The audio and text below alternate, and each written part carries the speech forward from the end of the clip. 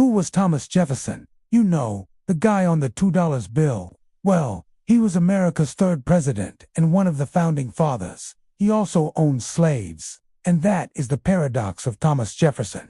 He was a man who dedicated his life to the pursuit of freedom for a nation, but he did so while owning other human beings. Now, this isn't unique to Jefferson. Many of the men who wrote and signed the Declaration of Independence and the Constitution owned slaves.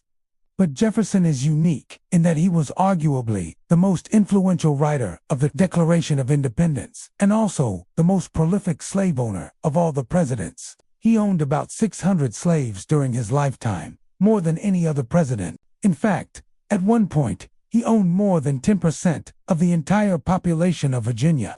And yet, he also wrote these words: "All men are created equal." How can we reconcile these two opposing parts of Thomas Jefferson?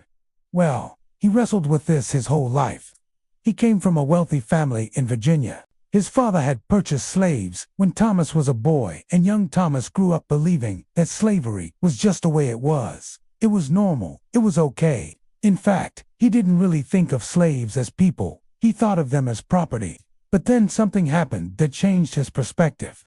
When he was a young man, he read a book by a man named John Locke. And in this book, Locke argued that all people are born free and with certain unalienable rights, including the right to life, liberty, and the pursuit of happiness. Now, this is remarkably similar to the words that Jefferson would later write in the Declaration of Independence. And it seems that reading this book caused Jefferson to question the morality of slavery. So he began to experiment with different ways of living. He started freeing some of his slaves. He even tried to make a business out of selling wine and cheese in order to have an income that didn't rely on the labor of enslaved people.